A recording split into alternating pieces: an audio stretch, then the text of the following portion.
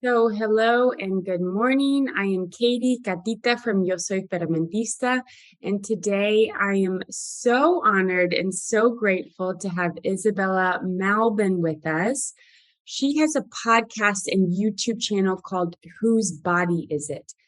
And my friend Caroline was actually the one who passed your podcast to me, and I was introduced to your work. And I'm very grateful because I have totally binge watched a lot of your YouTube interviews with women from across disciplines. So, women from around the world and across disciplines with different experiences. And you're speaking up about certain topics that I believe are important, not only for women, but also for humanity. And yeah, there's a lot to speak about. And I will say that I'm so grateful for your work because we live in a time in which people are afraid to talk about anything, because we live in this cancel culture of, people can say something and then someone else will respond, well, that's a terrible thing to say and it hurt my feelings and now you should never be able to speak again. And it's very scary to live in a society in which we're not able to express ourselves, because by expressing ourselves and having conversations, we change our opinions, we learn new things, we grow as people, we all become better. So this is really important. The last thing I'll say before I hand you the mic is that I think that what's happening is an attack on humanity and on life itself. And it's a really big deal. It's a really big deal. And it's not just people in the US that are talking about this, it's people around the world. And I know people and healers, even in the jungle and the Amazon, who would agree with me. They have no life experiences that are like mine. They don't know anything about what's happening politically in the US, but they understand that there's something happening right now that is anti-life itself. And it's truly so big to fathom, it's almost kind of unbearable. So instead of having to be unbearable, let's start with who you are and what your story is and what led you to be sitting here today and speaking about the things that you speak about into the world. Sure. Yes, I totally agree with what you just said, and thank you for having me on your channel. I could talk about this for hours, and I'm always so excited when other women are brave enough to platform these ideas, because they're ideas that we all know as truth, but maybe have been uh, detached from, or these truths that we know that are inherent have been clouded and masked, more recently than ever. So my background was in women's work. I was serving birthing women in hospitals, birthing centers, at home with licensed midwives. And those experiences really woke me up to the horrors of the medical paradigm. I was also going through my own health and gut issues, as many women, who were, born between, I'd say like 85 to 95. I find that there's a high rate of gluten intolerance and gut issues and all the things that I know you talk about in your kind of health in your sector. So I was having my health journey. I was witnessing women be abused in the hospital. I was getting peaked, so to speak. My mind was kind of blown open as to how bad things were, even for upper middle class white women, how badly they were being treated. So I was working with low income women as well, but even in, upper class women who have, the first pick of hospitals they'd want to birth at. I could not believe the ritual kind of abuse that was taking place in the name of medicine, in the name of safeguarding their life and their baby's life. So from there, I also kind of had an awakening around the dangers of hormonal birth control. Luckily, I'd only been on the pill for about a year.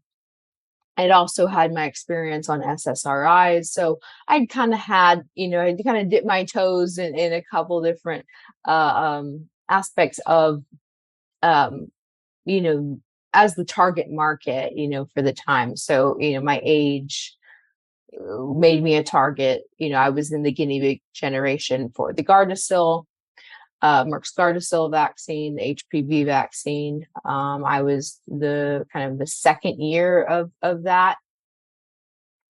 Right out, it came out in, I believe, 2007. I got into that. I got 3 shots between 2007 2008.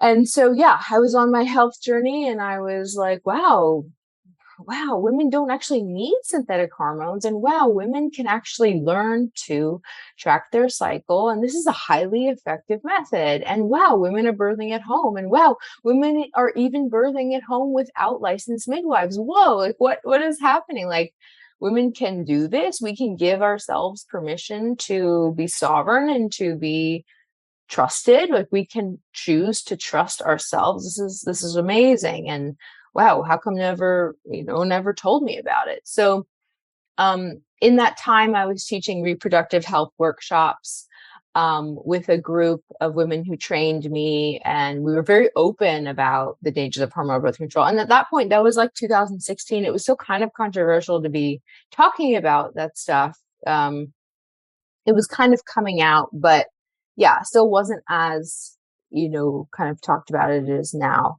in the mainstream. And we weren't nearly as many like period tracking apps and alternatives to hormonal birth control. And I noticed that within the trans paradigm, so within trans quote medicine, there were a lot of synthetic hormones. And I thought, that's interesting. Like, I wonder what that does to the body. We're sitting here critiquing hormones and the medical paradigm in this context, but we're not allowed to talk about it in this other context. We're not allowed to talk about, I noticed that I wasn't allowed to ask questions around, the effects of testosterone on a woman's body who may or may not want to conceive, regardless whether or not she wanted to have a family at some point. Just what does that do to the body? What does it do to the uterus? What does it do to your organs? And yeah, so I started to notice that it was something that was not meant to be discussed, and not even noticed. Actually, I was told that it wasn't meant to be discussed in my doula training in New York City in 2016, where I was educated, quotes, to replace the words woman and mother with menstruating human, uterus haver, chest feeder. And so for 3 years in my business in New York City, I taught childbirth ed classes. I worked with dozens of women birthing, lactation counseling. I exclusively used terms like birthing person, birthing people. And I never once served a woman who thought she was a man. So I'll just say that as well. So yeah, I guess my kind of peak experience, or the thing that set me into really pausing my women's work, that was around fertility and birth, and starting the YouTube channel and starting my coaching business online and all of that, was that in 2020, just before, the COVID madness began, I was enrolled in a 2-year fertility awareness teacher training program, and I was kicked out of that program for refusing to use this dehumanizing language and terms. So what that would look like was me giving a presentation on fertility apps, saying the words women. And I should say, in the first module of that course, which is not uncommon, the first module that was included was a kind of a cultural competency part of the course, which now almost all women's health, what was formerly called women's health programs, begin with, which is, hey, this is a safe space.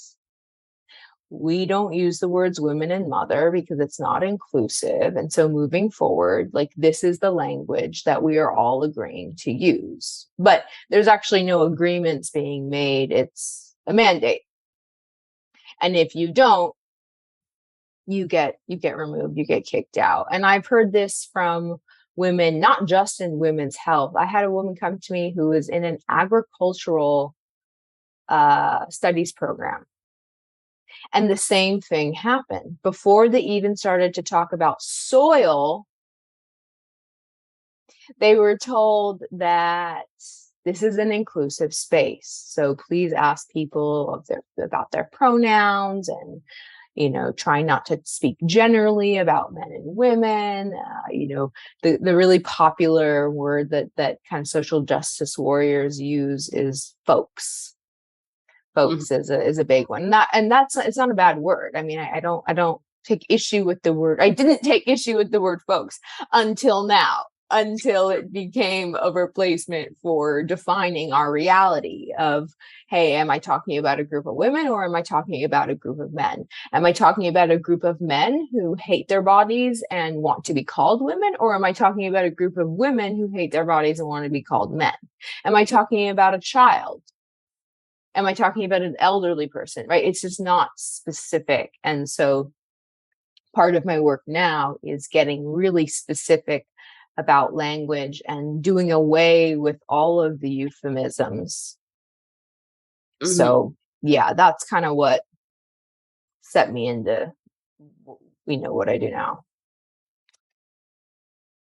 Yeah, that's interesting. Like, I can imagine as you go through your life and you have, like, you're calling these little peaks of interest. You're like, oh, I'm noticing that. And like, oh, I'm noticing that. And then all of a sudden you're like, whoa, all of these noticings have to do with each other. Like what you said before, which is really interesting. Like, oh yeah, we're questioning so much what synthetic hormonal birth control does to a woman's body.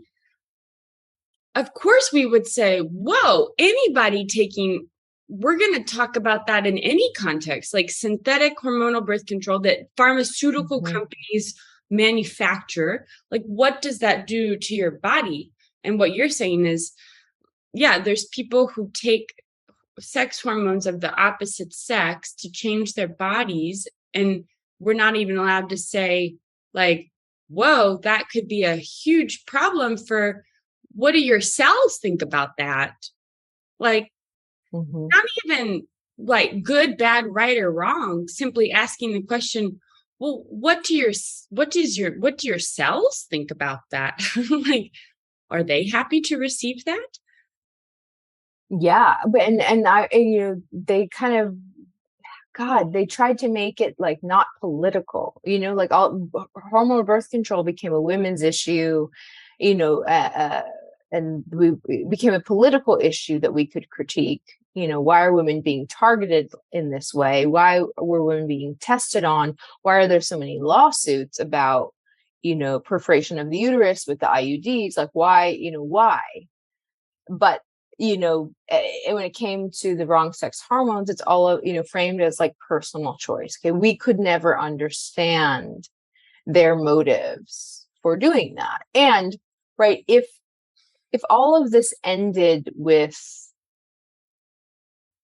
synthetic hormones, that would be one thing. But synthetic hormones are just the beginning.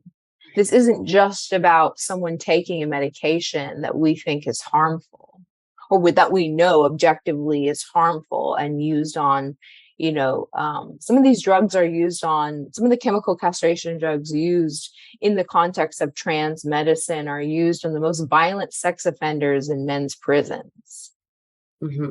Right. So these are really serious drugs. So, someone who's, quote, pro-choice might say, well, it's not your business. You say you're for freedom. What's it to you? Well, what's it to us is that this is a medical scandal and that these drugs we know are harmful. We have information about these drugs and how they harm the body, long-term, short-term, and they're being used on children now, right?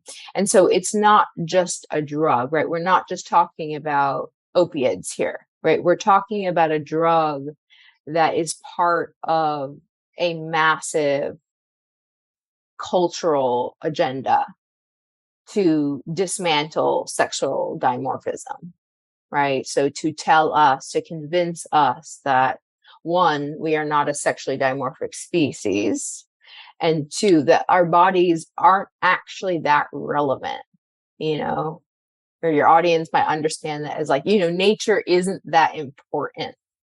Right. We are nature. Our bodies are nature. We are not distinct from nature. And so there's a kind of a dismembering, a disassociation, and of course a sterilization that is all the consequence, or you could say the precursor. The dissociation is the precursor for being preyed upon by this industry. And so there are many ways to kind of enter this conversation. You could think of it as like an anti-life movement, certainly. But the reason why I focus on women is because when we're talking about control of nature, we have to think about who is creating. Mm-hmm. And women are the creators. So women are disproportionately targeted. Right. Our wombs are what, they want and what they're getting. We already know that the placenta is sold, for every live birth, the placenta is worth $500,000 to $1 million and used for medical sales. Right. So it's this paradox of you don't need this body and you don't want this body anymore, but except for women's bodies, because women's bodies will never be obsolete because women are the creators, right? We create life. So, and that, goes into like the womb transplant, the womb harvesting. And if you think about, maybe your audience knows this, but, in the US, in North America alone, 1 in 3 women will have a hysterectomy by age 60. Mm-hmm.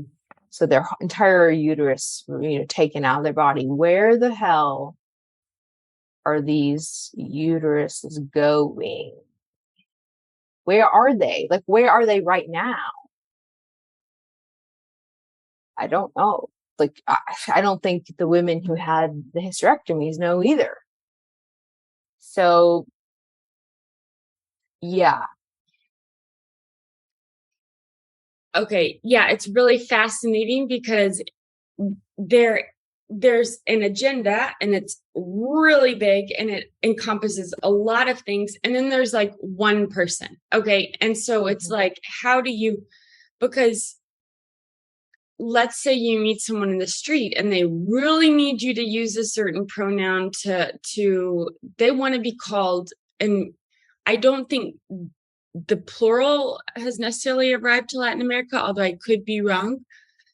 But they want to be called ellos, they and them, which is confusing because they're just one being, but they want to be called they and them, and they need you to know that even though they look like a woman, they're a man. And so when it's like just one person and you're face to face with another human being and you want to be nice to this person, and right, like I think people are like, well, I have a cousin and who is like this, and I would never want my cousin to be sad, and my cousin has such a hard time anyway, so I want to respect my cousin. And but I guess it's hard when we look at it from such a micro thing, because we lose focus of the fact that, well, what is Mm-hmm. the agenda that's behind this? It's Mm-hmm. because there is a massive cultural and spiritual like Mm-hmm. push. And so it's, do you see, like, a lot of times when you start talking about some of these bigger picture things, well, people want to bring it down to, yeah, but my cousin, and I don't want to hurt Mm-hmm. their feelings. Mm-hmm. Mm-hmm. Mm-hmm. I can speak to that. Yeah. So God, someone who's concerned about their cousin's feelings might also consider, the women who are being raped in California state prisons by men who are convinced that they're women that impersonate women. These are female impersonators. I don't go around telling people that I'm a woman and to use she, her pronouns because it's just the truth and everybody knows it. Like, the truth doesn't need to be defended. And so someone who is desperate to trick me and to validate something that we both know and they know more than anyone isn't true, that's manipulation. That's not kindness. That's saying, if you want to be in my life, or that your view of me will dictate my emotional state. I mean, that is like what abusive exes do, like men will say, I'm going to kill myself if you leave me. I mean, these are abuse tactics. Mm-hmm. I'll kill myself if you say this about me. You're hurting my feelings unless you lie to me. You're hurting my feelings unless you make yourself uncomfortable by letting me in your locker room. I mean, in what context is this appropriate? We know that this is like abuse in any other context, in a domestic situation. So why is it permissible for, a male cousin or a female cousin to tell you or me that we need to pretend that there's something that they're not? We can't do anything about it. We cannot change their sex. They can't change their sex. We can't change their sex. No one can change their sex. And to make these conditions around their happiness being dependent on what we do or don't say is ludicrous. Mm-hmm. Right? You and I don't do that. I don't go around saying, unless he says that I'm the best podcaster in the world, I'm going to be so sad. This is narcissism. And we can't be afraid to say this. Now, are trans identified people suffering? I'm sure. I know lots of just women who know they're women who are suffering. I know men who know they're men suffering. People are suffering. We know this. But to say that their suffering and their suicidality or their depression is grounds for violating women's boundaries and women's private spaces, no. And so, I think, my friend Serendipity said this to me. We were in a group call and a woman brought up an example like this. Well, I have this friend, and I'm afraid to hurt his feelings and I don't know what to say. And Serendipity said to this woman, think about, who is your allegiance to? Mm-hmm. You're sitting there thinking about your one guy friend's feelings when our sex class is being attacked. I mean, we are being erased. We've already been erased. It's not a future threat. We've already been erased. We already have men in women's prisons raping women. We already have women's sports records being taken away. We already have women being kicked out of women's health programs for saying the word woman. I mean, it can't get much worse. I mean, it can, but we're trying to slow it down. So yeah, the individualistic kind of examples are, the consequence of living in an individualistic, society, always going in on, but what does he want and need versus, well, let's, like you said, zoom out and look at what's going on. Wow, we live amongst classes. Right? There's a male sex class and there's a female sex class. There are power systems in place that we have to acknowledge. Mm-hmm. And so the consequence of affirming a delusion, I don't think that's nice. Mm-hmm.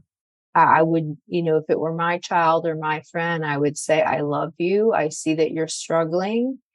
And you were born a man and you'll die a man. And there's nothing you can do to change that. Not surgery, not blog posts, not clothes. There's nothing you can do. And so the sooner you accept yourself and your body, like the sooner the suffering will end. I mean, because isn't that true of anyone else going through a kind of a psycho-spiritual event, right? Don't we always come back to self-acceptance? But this whole thing is framed as authenticity and brave and finding their true selves when they're, this quote, true self is a completely synthetic identity. Mm-hmm. There's nothing true about taking testosterone injections for the rest of your life and having long-term liver damage, or for men who take estrogen having years shaved off of their lives. Yeah, you made a post recently that said that no body is wrong. Like, no body is wrong. We are all amazing, miraculous, like divine, incredible beings. And so there's so many ways, there's infinite ways to show up in the world as a man, and there's infinite ways to show up in the world as a woman. And parts of my personality are more masculine and parts are more feminine. I mean, all of us are, we are celebrating the fact that I know this sounds so cliche, but we're celebrating how diverse we all are. We're celebrating diversity, but we're simply saying that no body is wrong. And pharmaceutical intervention doesn't hold a candle to nature's design. There's no way to change it. It just is. And mm-hmm. So you also had a guest, I think her name was Amy, the theater teacher on yes. Yeah. I really liked that interview, and she did talk about how, many people will kind of paint this picture of like, well, okay, I get what you're saying, but the pronoun thing, like, that's just benign. It's just the pronoun thing is benign. If somebody wants to say he or they or whatever, it's fine. And she said, but it's not benign because it's part of this whole picture, but also because it's not nice to children. That's very confusing. Mm-hmm. If I have a niece who's 7, if I told her that I needed her to call me they, I mean, that would just be like, that's so confusing. I'm just one person. Oh yeah. And oh my gosh, it's so disturbing to think about all the little girls who are growing up thinking they have a single father, that a father that gave birth to them.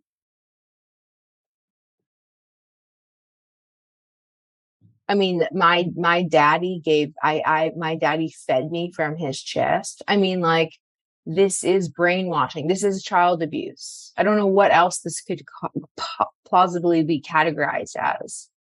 This is worse than a cult, because it's not isolated to any one group or area. It's not like someone bought a farm and they have, 500 people who are toting this bullshit. This is a global phenomenon. Yeah, I love Amy Souza, and that, yeah, I love what she said as well. And I work with, I've had a number of clients at this point who are now separated, from their trans-identified partners, who are dealing with the situation. And now, like, the law is involved, right? Where they are standing for reality. Like, the mother is standing for reality. They see that their kids were gaslit. And the partner, whether it's a woman, whether it's like a lesbian partnership or heterosexual partnership, that trans-identified partner, male or female, is continuing to gaslight the kids. And so the kids go to school and say, my daddy, is now a woman, and he, you have to call him she, her now. And they correct people who call him a man. And then, for the kids who actually have lesbian parents, who are raised by two women, now thinking that their daddy like created sperm to create that. I mean, there's just so many levels of like lying and manipulation that go on to serve the delusion of one person of the family. This is narcissism, to have everyone deny themselves and their own reality to make your idea of yourself in your mind true. I mean, we have more respect amongst, varying religions than we do, with how women are targeted, by the trans cult. It's like, I give the example of, if I'm secular and I have my Orthodox Christian friend come over to my house, I don't all of a sudden put up like crucifixes and replace the word universe with God, and vice versa. I would never ask her, when she's saying the word God or Jesus Christ or whoever, to all of a sudden say universe, to cater her language to serve my belief system. That would be like highly inappropriate and narcissistic.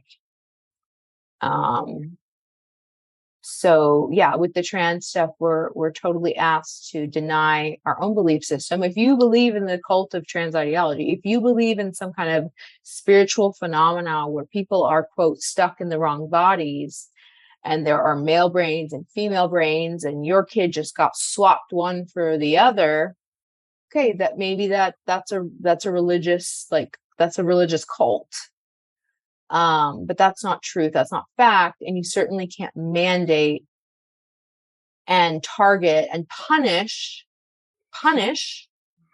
not just by, in some cases, with violence, punish women to go along with your religious cult. Mm-hmm. I think that some people would listen and be like, yeah, but y'all are talking about like a few extreme cases. Like that seems like something that's just like, still there are lots of people who don't have these kinds of experiences in their inner circles. And I think that because, how do I say this? Like, there's so much happening on TikTok and on the internet that we don't even know about. I think it has infiltrated way more than what we realize. Because when you give some of those examples, some people could be like, well, yeah, but that's like So it's such, rare. yeah, it's so Mhm. rare. It's so rare. And I think that we really can't even understand how not rare it is. It's like these subcultures of these corners of the internet where there's lots of people talking and doing weird things. Mhm. It's not just corners of the internet, it's, women organizing panels to speak, like we did in Austin, and having 3 dozen protesters bang with uh, um, metal poles on the glass walls of the event space for 3 hours incessantly, and having police come and not intervene. Why is this acceptable? I mean, they were in violation of many city laws to be able to do that.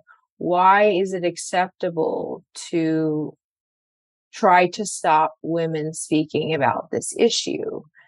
There are a couple good sites that track um, violence committed by specifically trans identified men. One site is my friend's Genevieve Gluck's site called Redux. Another one is womenarehuman.com. There are others, but those are the main that I reference. They're kind of journalistic efforts to document and to publicize these cases, because you will not see them on the news. You will not see them in mainstream media. They don't want it coming out that these self-ID laws, so these laws that enable men to call themselves women, they don't want to show us the consequence of this, because it looks bad. It doesn't look inclusive. It doesn't look progressive. But this is the result. And feminists have been saying this for decades. Like Janice Raymond wrote a book in the 70s called The Transsexual Empire, where she predicted all of this. Feminists were saying, think it through.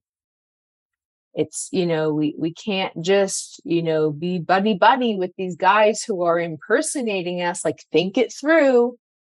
Think about medical technology, think about titles, and exactly what we've seen now is the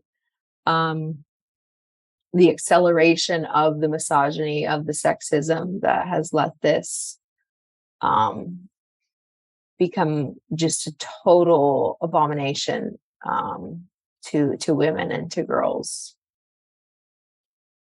Yeah. And it also has infiltrated like you're saying, those police didn't intervene at all Mhm. because they would be seen as some sort of oppressor or Mhm.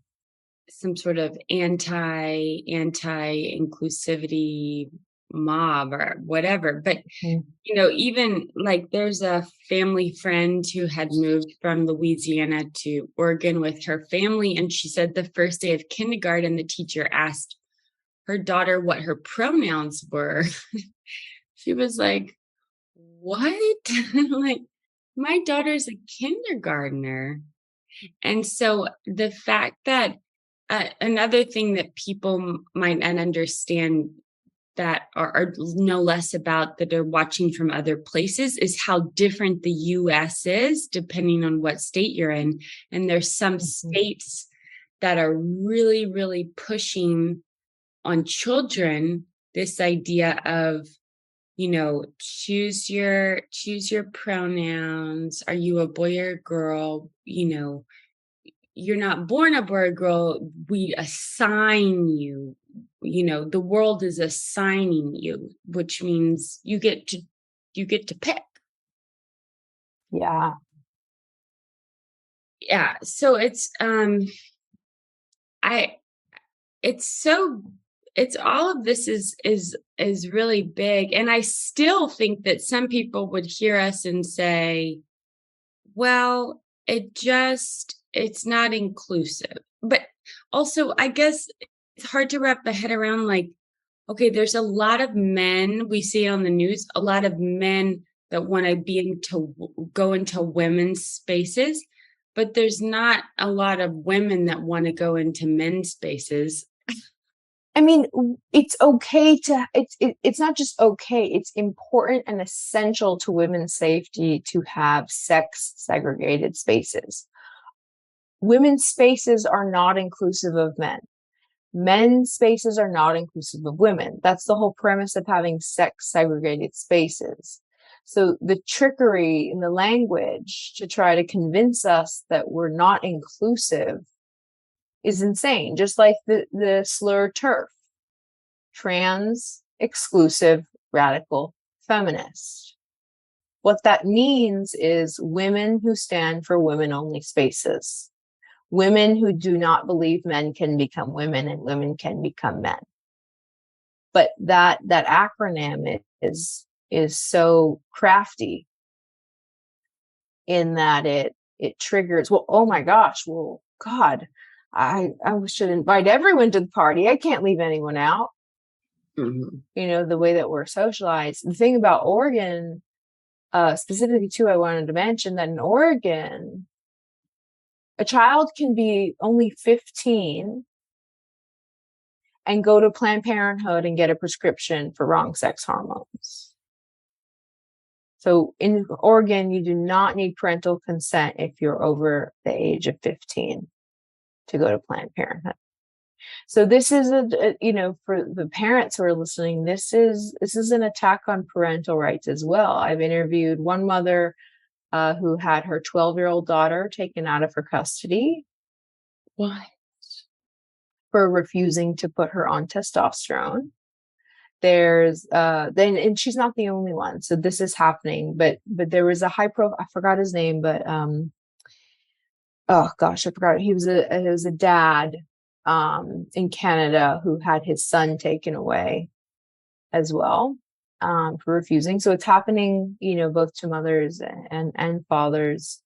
So yeah, this is a parental rights issue as well. This is an issue of, you're sending your kids somewhere, for 8 hours a day, and they're learning and being shaped by that environment more than they're being shaped by the environment, you're providing at home. And, we've put mothers and fathers in a situation, where, both parents have to work, after all of the financial consequences of being, on lockdown and people losing their jobs. I have great sympathy for and empathy for moms and dads who are sending their kids to public schools or any school at this point. And this is happening. Like, I don't know, Candace Owens released a video recently and she was like, the only option is to take your kids out of school. Like, this is it. Do whatever you have to do. Move in with your mom, move in with your dad, move in with your sister, downsize, sell your car, like take your kids out of the indoctrination camps.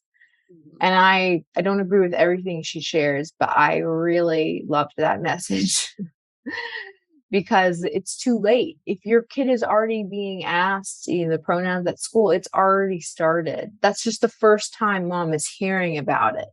Right. It's not the beginning. It's not just the first time it's happened. It's just the first time she's heard about it. So, and I also think about people in other countries. I'm going to be speaking in Israel next week. And the woman who coordinated the event kept saying, it hasn't hit Israel as bad yet. Mm-hmm. And I said, well, maybe not overtly, but everyone learns English in Israel through American media. They learn it in schools and they learn it from American media. Just as I imagine people in other countries who are studying English are learning how to speak English, right? They're learning from media, they're learning from movies and TV shows. And knowing what we know about how prevalent this ideology is in Hollywood, right? Everyone all over the world is being targeted in different ways. So depending on the audience, depending on the demographic, depending on what incentivizes them, where they are. Iran has the second highest number of sex reassignment surgeries in the world. Thailand is number one. In Iran, it's not because Iran is progressive and inclusive. It's because in Iran, homosexuality is punishable by death.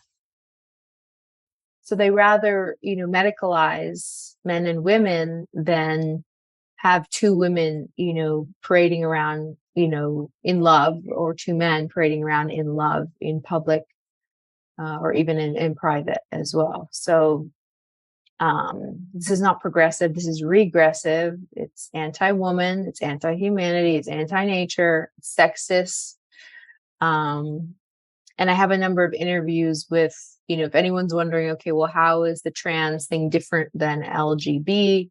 I have a lot of content on my channel talking about sexuality erasure, and some interviews with lesbians and bisexual women who talk about, their journeys, getting in and out of the cult. So, this is not I don't have a critique on sexual orientation. This is a critique on a medical industry that preys upon vulnerable heterosexual and homosexual people, both male and female. Years ago, gosh, when was that? Like 2007? I studied abroad in Spain, and there was a man from Thailand that showed up as a man, and then he started dressing as a woman. And I'm laughing because it is a little bit funny. And that was probably one of my first experiences of seeing like a man who would constantly dress as a woman, and he wasn't doing it in a drag kind of huge makeup kind of way. He was simply wearing skirts and high heels. And it was very, very confusing, as you can imagine, to his very, very conservative old Spanish lady who was his mom during the study abroad. And she didn't know. I think she stopped talking to him because in Spanish, you say, if you're talking to a woman, the word has an A at the end, and then it has an O if it's a man. And she was from this tiny little village, so she didn't know how to talk to this person. It was, oh God, I know, it was very, very confusing. But so some people will bring up, well, don't you know, Isabella and Katie, like, don't you know that in Thailand people have been doing this for a long time? Men have been dressing as women for a long time. It's not some sort of new thing. In the context of prostitution. That's the part that they don't want to talk about. It's a sexual fetish, and it's that those men are prostituted. It's not it's not like just like a casual hobby. It's a sexual fetish that they're rewarded for doing and participating in. Right. So men who impersonate women and retain their penises have like a high currency within prostitution, especially in more regressive places around the world. And when I say regressive, I mean, like more woman hating spaces. So I just did this master class with I hosted my friend Kay Yang, the Deep Programmer XX, for this masterclass on unpacking Indigenous Two-Spirit and third genders. And the examples she gave throughout the world are devastating. I mean, she showed like video footage in Afghanistan of men, grown adult men sitting in a circle, being entertained and prostituting young boys who are dressed as women for sexual pleasure, because women are not allowed in those spaces. So they create these kinds of loopholes to, get off to what they're deluding themselves to be women, right? But they're young boys, so they're not developed. I mean, this is really dark stuff. So yes, that's true. I mean, in Thailand, this is a thing. And I think it makes people uncomfortable because it's a sexual fetish. And we have to be able to say that. Like, we are objectifying the other sex and getting on, like, in this paraphilia, in, men impersonating women. And it can be true for women impersonating men. There are slightly different factors when it's women impersonating men, because it's a process of desexing, right? Becoming more childlike in appearance. And for men, it's the ultrasexing, right? And so performing a sexual fetish in this elderly woman's home in Spain, hell yeah, she's uncomfortable. Because this man is wearing his sexual fetish and asking her to participate in his sexual fetish by using wrong sex pronouns. So this is not about hate. This is about having boundaries around participating in another person's sexual fetish. Now, this is completely untrue. Like the same is not asked of us, when we're with our, like gay and lesbian friends. Like they're not saying like, you need to do X, Y, and Z in order to validate who I love and sleep with. Right. Right. There's nothing I have to do to make that true, because it just is. You are attracted to the same sex, and that's who you choose to sleep with and maybe live with or get married to if it's legal in your state. Like there's nothing I have to do that jeopardizes or betrays myself to be around them, to love them, to work with them. Like, you see, so I really want people to kind of think about that distinction. And you're asking, you're asking someone to be okay with someone impersonating them and reducing their sex to high heels and a dress. Now, I'm all for gender non-conforming, like clothing and expression. Don't get me wrong. But the distinction. Anyone knows the distinction between someone who's gender non-conforming and someone who is trying to impersonate and perform a sexual fetish. Like we know the difference. So what do you talk about when people say, well, okay, there's a difference between sex and gender. So sex is biological, male and there's men and there's women, male and female, but gender can be fluid and there's multiple genders. I mean, that's where the whole thing gets that's where the whole thing kind of gets messy, because then when we say that, well, there's lots of genders, then becomes the pronoun thing, and then becomes the inclusivity thing, and then there's it's all connected. I mean, what do you talk about when people ask you the question of sex versus gender? I say sex is immutable. Like Right. Sex cannot be changed. Gender, depending on who you ask. So there's gender, then there are gender roles that are associated with our sex. So I'm not necessarily like a gender abolitionist. Like I believe that there are certain roles in society that women fulfill more easily than men, and vice versa. Right. Now, gender, how it's talked about in the trans cult, they're really just talking about personality and preference.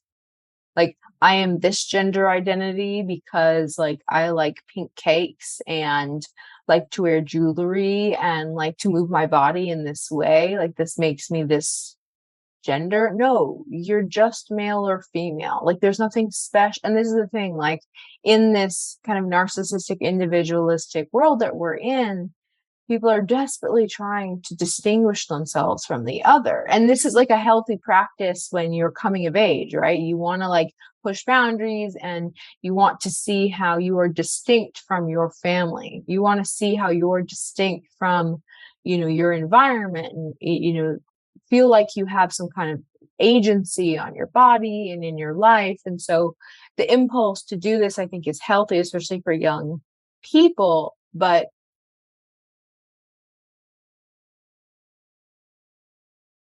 to pathologize personal preference and hair growth and costume and profession, that's just sexist stereotypes. It's just like a new flavor of creating all these stereotypes, because what you're doing is you're just inventing these new categories for yourself that are othering and only serve to like separate so much to the point of disembodiment and dismemberment, literal dismemberment. I mean, we're talking about flesh being taken off, repurposed, reformed, shaved. This is where it goes. So I think we're in like such a crisis point now that my easiest go-to answer is like, gender is a social construct. I will still say that. Now, I think there are gender roles throughout different societies, different cultures that have a function, but gender, right, is not material. Gender can't be measured. Sex can be. Sex is immutable. Gender expression is just how we dress, how we present. So that's generally how I answer that.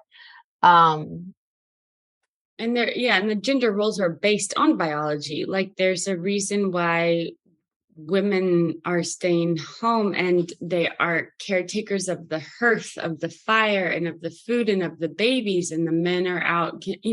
I mean, there's kind of biological reality that shapes what we're doing in the world. Around the childbearing years, yes. Of course, there's a function to being near the home, near the children, in a kind of a stationary place in the childbearing years. Yeah. And, like also thinking about like dresses, that was like an awakening I had. I was like, oh, there's a function to like dresses, like in the Taoist tradition, like, you're absorbing, right, energy from the earth, not just Taoist, but, there's a function to having that opening, having that energy like exchange with the earth, having that open system to your yoni portal. Like dresses aren't just, it's kind of simplistic to be like a dress is, repressive and it's not functional, and it's how we keep women,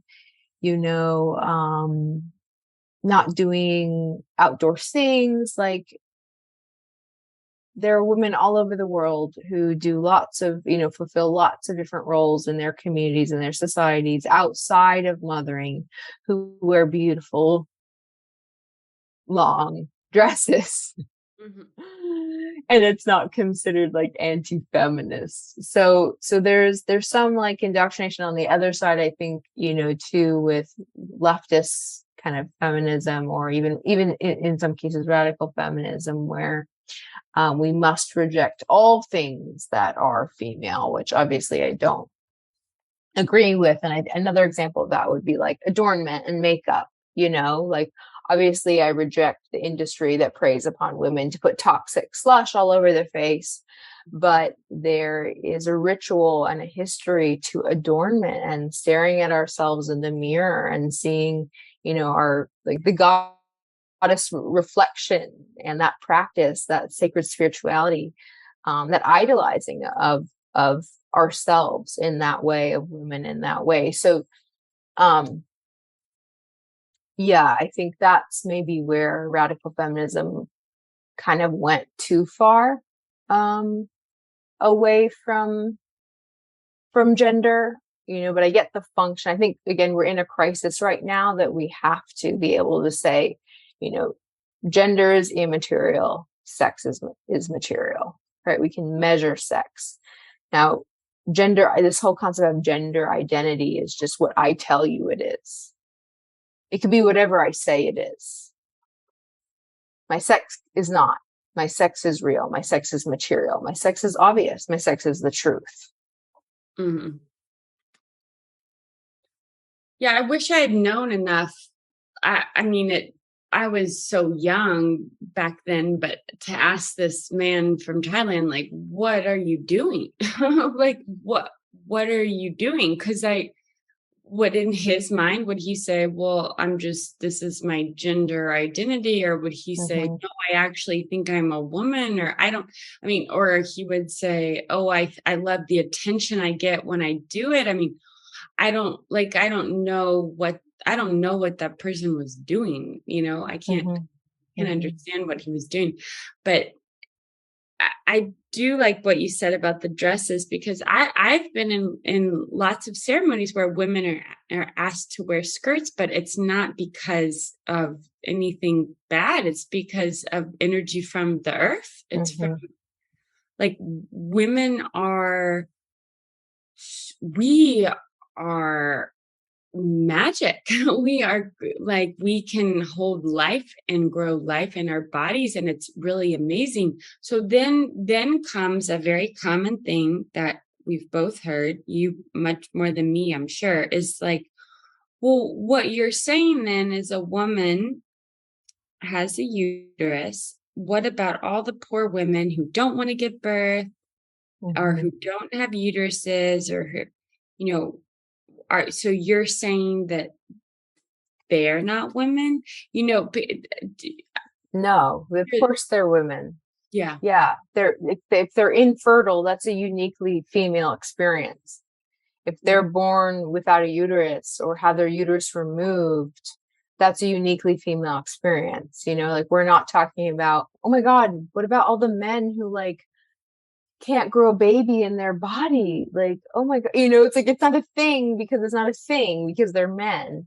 mhm, So any woman who has suffered from infertility, having her uterus removed, having a double mastectomy for a various reason, medical reason, or whatever, like, you don't have a double mastectomy unless you have breasts mhm, because you're a woman, right? That's a uniquely female experience to be infertile. mhm, A woman is an adult human female. A mhm, woman is not defined as an adult human female who can always procreate, mhm, right? A woman is just an adult human female. Just like mhm, a man is adult human male, right? Not an adult human male who may or may not be able to procreate. Now we know that, as a species that we reproduce, like, generally speaking, yes, we should be able to reproduce. Like, it is concerning if we can't, but that still doesn't make us like not male or female mhm, to be able to, contribute to the continuation of life in our species. mhm. Um, yeah, I had personally a friend who had her ovary removed, who confronted me at my own birthday party about that.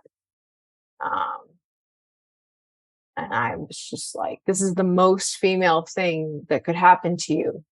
You have endometriosis, you have your ovary removed, you're put on Lupron at age 22, you're sent into premature menopause, you're on drugs for the rest of your life, painful sex. I mean, just like, this is uniquely this is uniquely female. See, there it goes. This is like the language slip. This still happens to me from years of flipping and switching and erasing. I still sometimes will say um, the wrong word. Mhm. Um, you mentioned before your master class. I did listen to that master class, and I was really glad that I did. I really recommend it. I'll put it in the description. Some of my audience speaks English and some don't, but for the ones that do speak English, I'll put it in the description below. But I wanted to Kay Yang, that's her name, right? Kay Yang. Yes. Y'all had an interview recently that was speaking about the UN Mhm. and the World Economic Forum and some of these big global organizations who are also pushing this trans agenda, transgenderism, and also transhumanism. So maybe what we could do now is kind of tie, what does transgenderism have to do with even a bigger agenda, which is transhumanism? Why does the UN care? Why does the UN care if we say woman or uterus holder, you know? It's a good question. So I see transgenderism as, just a branch, like in the tree of transhumanism, right? Transgenderism is just one really important branch on the tree. But the trunk is transhumanism, right? It only comes from the theory and the agenda of transhumanism. So transhumanism is the merging of technology and humans.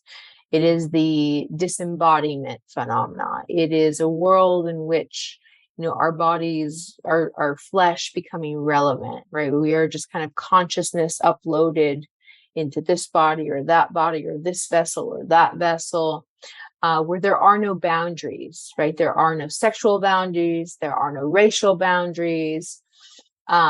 We are like just a bunch of parts that have been kind of put together that can be improved upon, that can thrive, it can become better with the help of medical technology. So, think about, Elon Musk's Neuralink. So like a little device that would go in your brain to, help you analyze shit or be controlled by someone, like in its most altruistic framing, it would be, you could, cure blindness, or you could translate a million languages, just by, having this thing in your brain. You get receiving information, and then like it would be, have an earpiece and it would translate immediately, like all sorts of crazy ideas. But it is an anti-nature agenda. And so, yeah, why do they want to erase women mothers? Because women are the creators of life. And in a transhumanist world, right, there's, you can think of it as womb envy. Technology will never replicate what a woman can do, what a woman's body can do.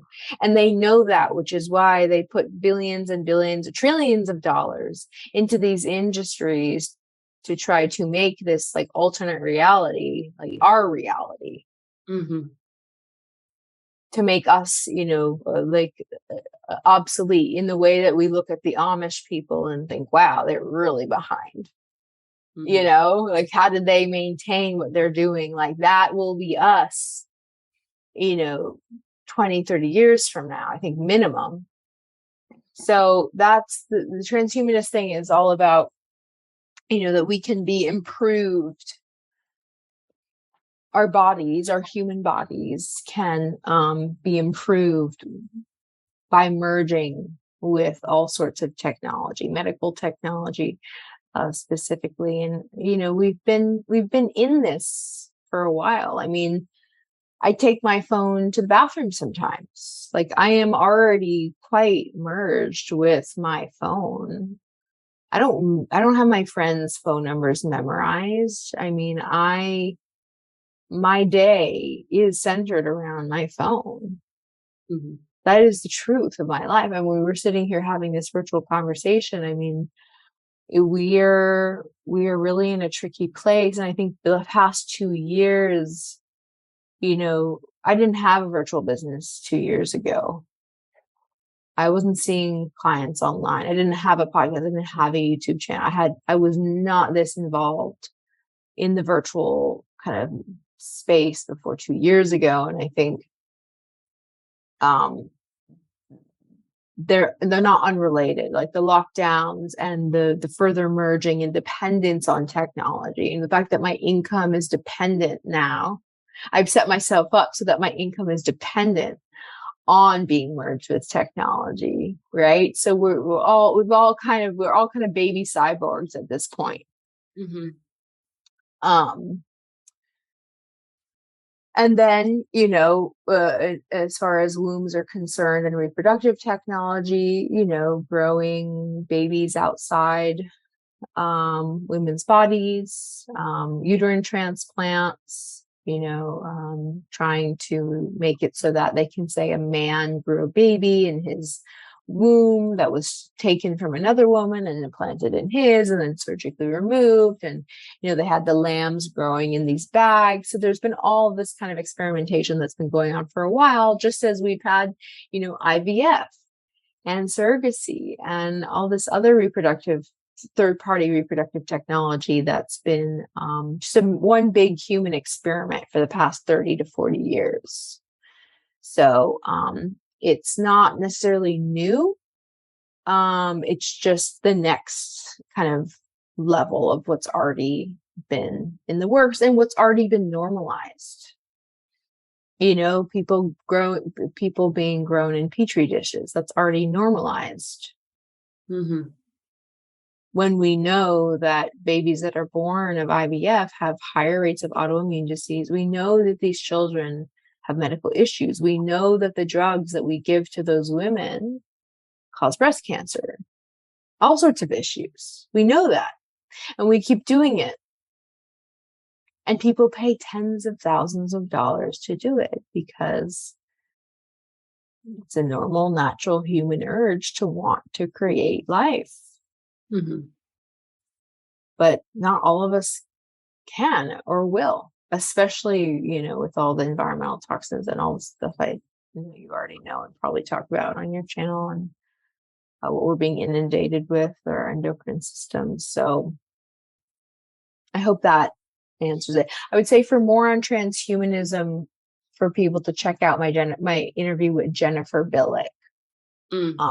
That's the featured one. If people go to my YouTube channel, you'll see it right away. That's a really good introduction to the transhumanist billionaires who are also funding the trans agenda, the transgender agenda.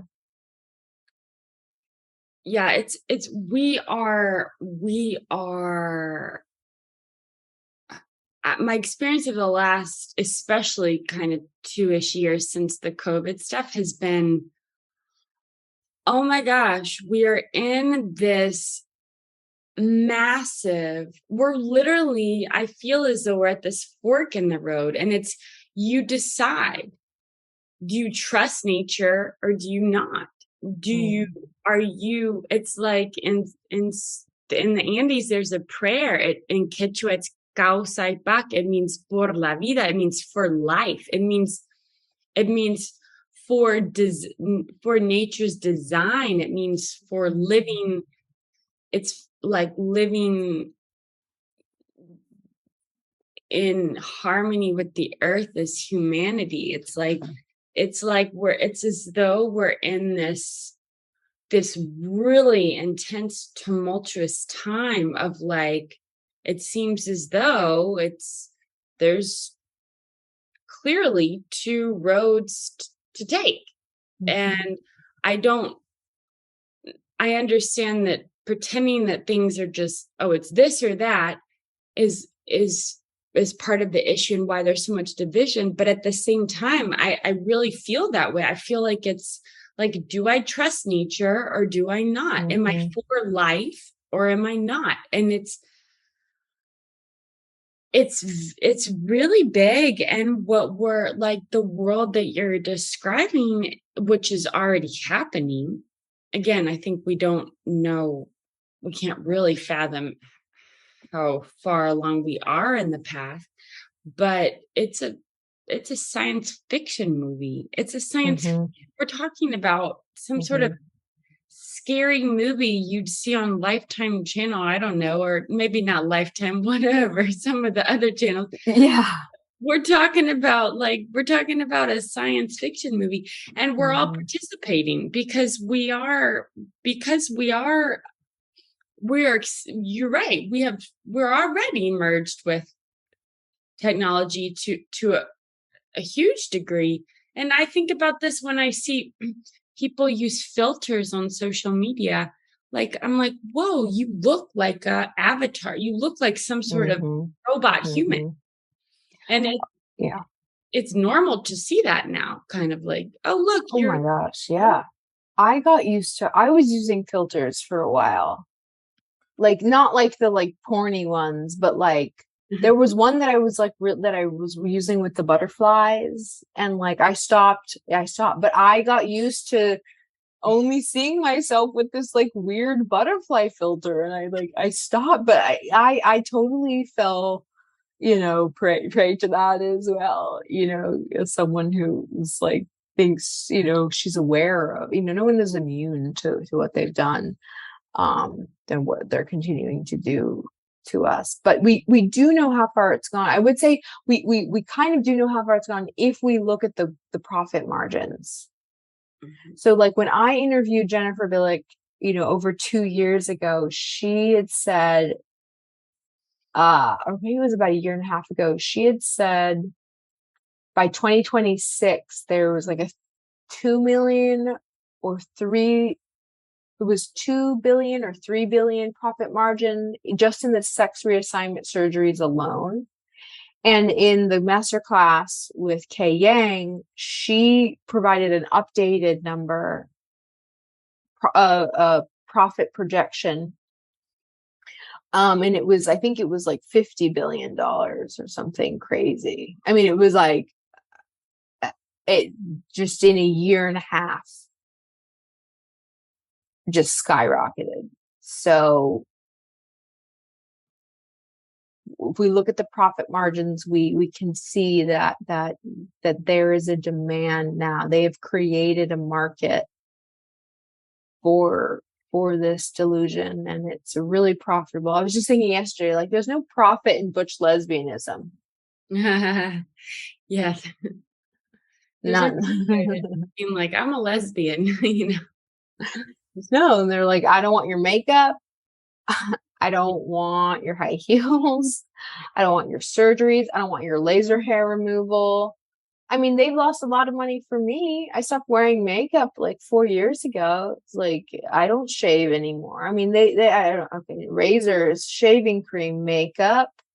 I barely buy deodorant anymore. I mean, like, I don't get professional haircuts anymore.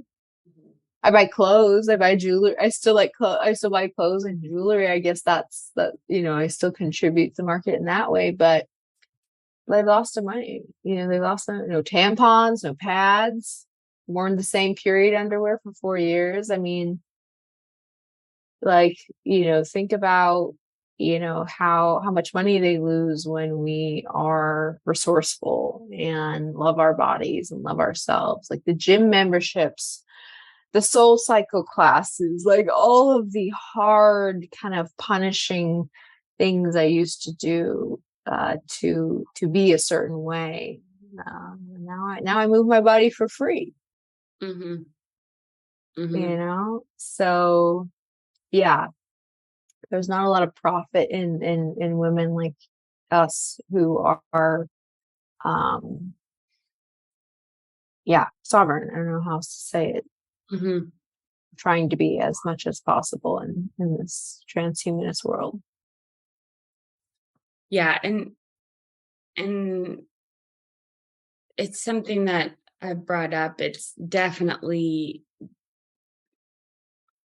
everything is related, and the push for one global intervention in response to COVID is absolutely related to like pharmaceutical domination, to the state government or government domination, so it's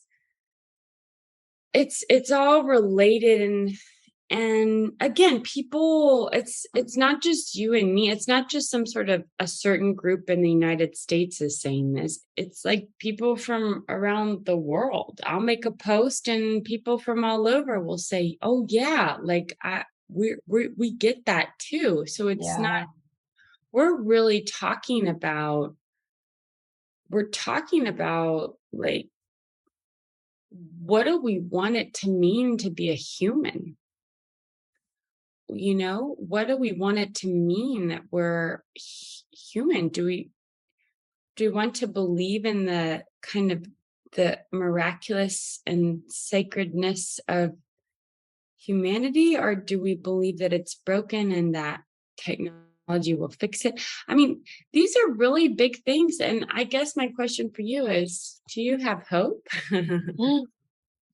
Yeah, I do. I think, I mean, I don't think I would continue doing the podcast if I didn't.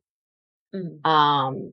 I get, like, I think, God, it's scary to think about the scale. Like, that's when I start to feel really powerless, when I think about the scale and the money behind what's going on.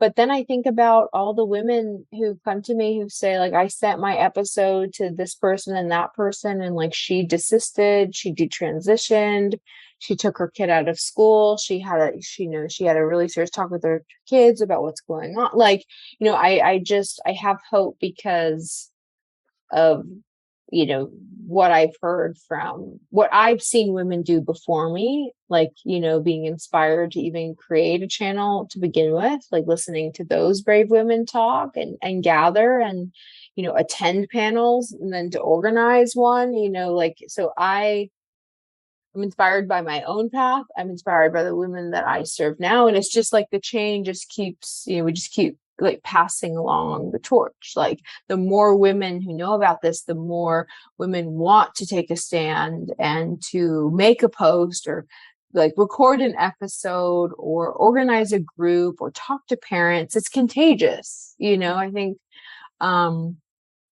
organizing and women gaining strength from one another, that is contagious. And so once someone close to us or we see someone modeling that, I think it feels much more or it did for me, much more tangible, like, oh, I could do it too. So yeah, I do feel hopeful, and I love talking to audiences that like don't know anything about this too. I mean, that's who I'm going to be speaking to in Israel for the most part. They're medical freedom groups. And some of them might, come away from the talk thinking I'm a bigot and hateful. And for other women, it will be, the start of their own research into what's going on. And, like, of all the women, I think we have an advantage too, because it's accelerated so fast here, or it's so bad here, the women that I serve who've children who have been totally, stolen and body snatched by the cult, just wish they could go back, right? No one has kids. No one had kids 10, 20 years ago, 30 years ago thinking, oh, I should probably warn them about trans ideology. Like, I should probably make sure my kid doesn't go on wrong sex hormones. Like, parents weren't thinking like that in their conception journey. It's like crazy. But now this is something that parents have to think about. And like something, really important to mention too, is that like, if, women who are in kind of men and women who are in custody battles, who are divorcing, who are separating, who have children, like, this is something that needs to go into your contract, your agreement. Like, what are the terms? What are our agreements about, our kid medicalizing? What is our stance on trans ideology? Like, what are we going to agree to as parents that are separating, especially if you're obviously if this is true if you're legally married. So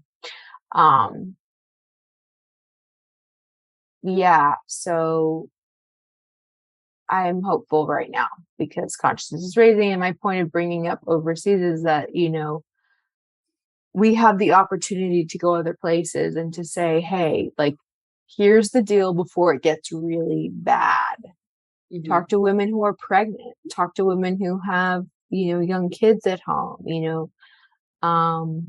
Mary Lou at the Austin panel, Mary Lou Singleton said, this is the only inoculation she believes in, the inoculation against trans ideology. And I just loved that. Like, the only way to prevent this is through inoculation, early and strong. Like an early, strong dose of inoculation against this ideology. Yeah, I think that more people the more people that can speak up for truth, the better, because like you said, it's inspiring, and your work is so inspiring for me. And it's just the ripple effects can be big, and we don't even see them all, like how we're in the world by speaking up.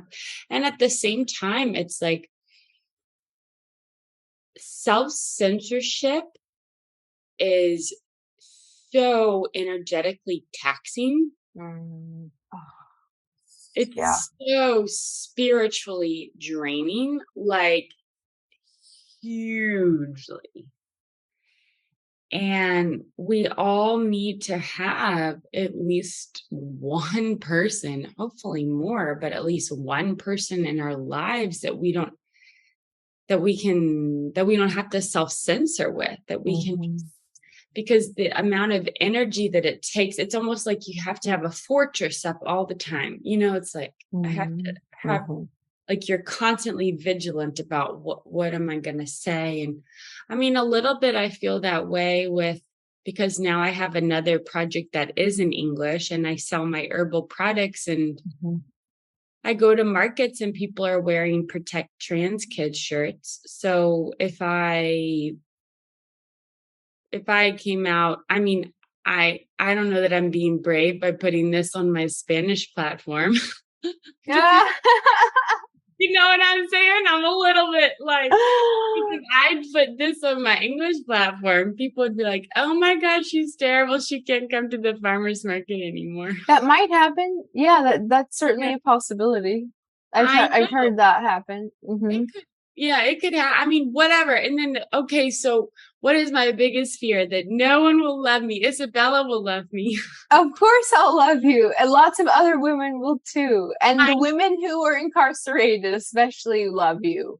The women who are, the most marginalized around this issue. Like, I'm not that marginalized right now around this issue. I was kicked out of programs. I was, lived at home. I didn't make money for a couple months. I had the security of living with my mom. Like, I was able to kind of pull myself together and like access some kind of entrepreneurial, part of me to do what I'm doing now. But like, God, I mean, what about the fucking women in prison?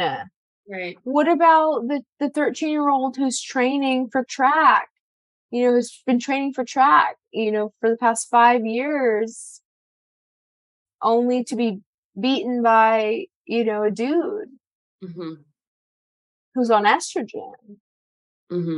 I mean, like, scholarship. I mean, there's so many women who are silent, who need us, who are the most marginalized by these issues. Yeah. So if we can, those of us who are financially independent, who have savings, who have families, who have support systems, like, oh my God, we have to. How can we not? Right. Yeah, I agree totally. And it's just bigger than sometimes I am like, I want other people to just get it, which I understand that implies that I get it. like I don't understand everything about the world and the universe, but it's like, never doubt in your heart that which you know to be true.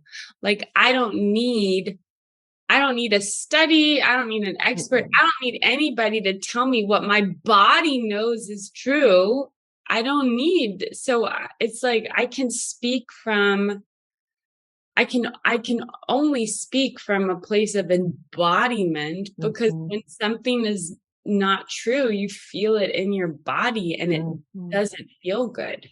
And and it goes back to everything that you're talking about. This whole thing is being in your body, that your body is not wrong. Your body is not wrong. Your body is beautiful. Your body is your ally. Your body is the container for your spirit and your soul in this lifetime. There's nothing, you don't need any kind of doctor to cut you up. You your body is not wrong. So true. Do you have any last words for us before we part ways, Isabel? Any like thoughts or any kind of last message you want to share? I would say anyone who's new to this topic, just watch and listen to other women and like learn from that. Like that would be the feeling I felt at the beginning was just overwhelmed. Oh my God, this is so big. There's just so much. There are so many talking points. How do I say it? What do I do? What do I do first? Going down a million rabbit holes. And now there's so much content available online.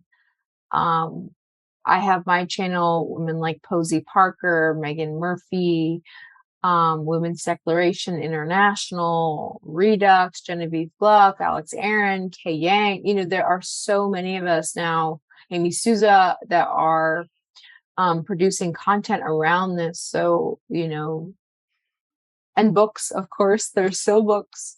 Depending on what kind of learner you are, I would just recommend that anyone who wants to learn more just to listen to other women speak and then to practice from that. And that if you are already kind of in a situation that's really sticky involving your child or an ex-partner or work, I am here to support you. This is what I do, unfortunately, is that I meet with a lot of women who are working through just the muddiness, business owners, strategizing, how to, take a stand, when to do it, how, all the kind of the things that, we consider when we're talking about controversial issues. So I'm available for that as well. Yeah, your website is whosebodyisit.com, your YouTube channel, your Instagram. I will put all of that information below the video, and also information about, people can book a one-on-one call with you. People can sign up for the masterclass. So I'll share that information, and, hopefully also this publishing this will bring more Spanish speaking women out of the, out into the open, because when I made the post the other day, a lot of women were like, absolutely. And so I think a little bit what's lacking, what we need to do in Spanish is to also kind of form this kind of web of women that has been kind of weaved through all those women that you named just now.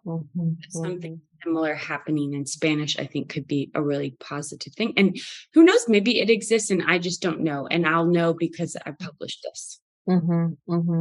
Yeah, I believe there's an organization in Brazil, no corporo. I can't remember.